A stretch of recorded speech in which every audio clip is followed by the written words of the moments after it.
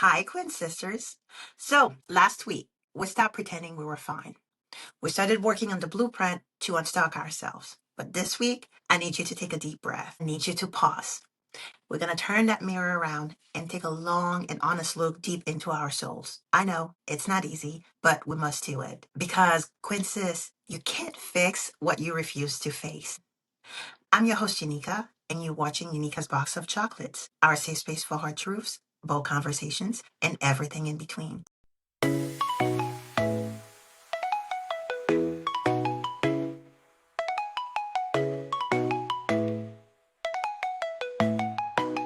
So, welcome to season 2, the Unstuck Yourself series. I'm particularly excited about this because I'm hoping this brings you value and there's something in it that could be useful to you.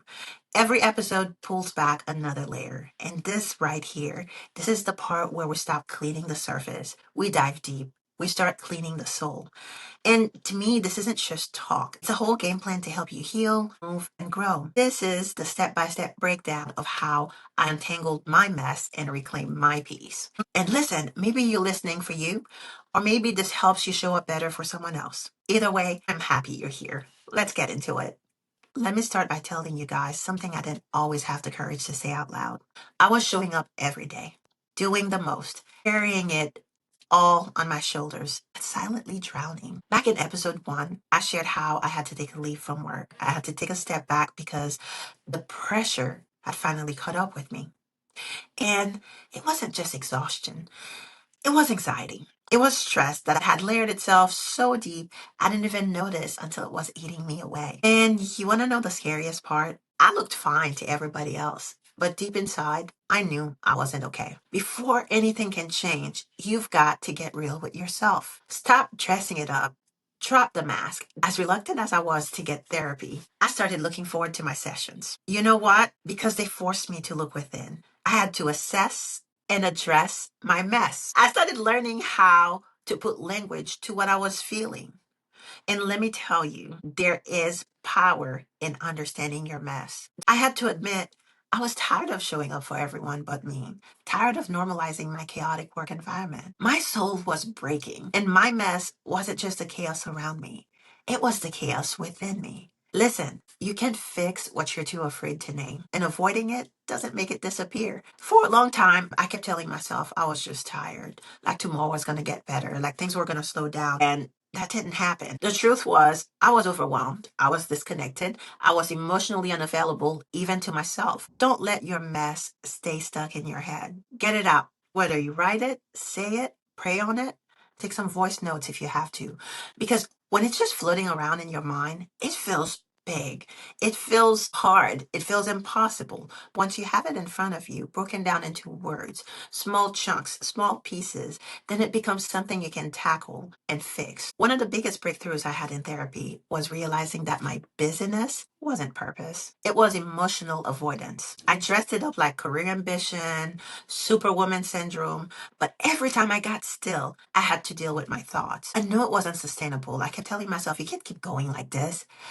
But I didn't want to address it. So I stayed booked, busy, and emotionally buried under work and everything else. I thought I could do it all and succeed in every area of my life at once. And during that process, I started asking myself some hard questions out loud, like, am I avoiding my feelings by staying busy? What am I trying to prove? And who am I trying to prove it to? Once you name your mess, once you identify the relevant parts, you get to a point where you need to choose. Do I keep carrying it or do I start cleaning it out? Now comes the part where most people avoid. The part where you do something about it. Because awareness without action, it's just emotional clutter. And who needs that? Growth, healing, peace, all that needs space. And you can step into something new if you're still tangled up in the past. You have to release. Releasing bad habits, releasing people, releasing expectations of myself and from others, or breaking ties with someone or something that kept you stuck. Quinces, whatever it is, make room. So when I finally made space to breathe, it wasn't just physical, it was also mental and spiritual. That's when the clarity started showing up. It wasn't at once. It was nothing drastic. It started small. I started giving myself permission to do things I've been meaning to do a long time ago. Something as simple as taking a 15-minute walk daily and not feeling guilty that I have to step away from work. I also started eating small meals on a regular schedule because working 14, 16-hour days was putting a dent on my eating schedule. So I started choosing me in the smallest and most realistic ways possible. And little by little, I started feeling lighter. Sometimes the shift isn't big. It's quiet, it's subtle, it's step by step. It's peace where chaos used to live. So now that you've paused, now that you've faced your mess, are you brave enough to release it? So before we end this episode, let's do a quick backtrack and recap some of the steps we just discussed. Step one, when life feels too heavy, don't just push through it. Pause and assess your mess. Step two, if you're tired, take the time to acknowledge it. You know you feel it. Say it. That's where your healing truly begins. Step three, remember, you can't fix what you won't face.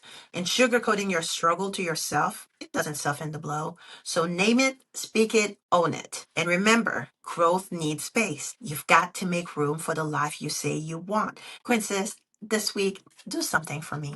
Upon waking up, check with yourself first. Allow yourself a good 5 minutes where it's pure silence, where you really go within and have a moment of honesty with yourself. Whatever it is, excel and make sure you do that for you. If this episode resonated with you, drop a comment below, share it with a friend. Let someone else know they're not alone either. As always, thank you for your time. I will see you next time for more hard truths, more conversations, and everything in between. Bye bye.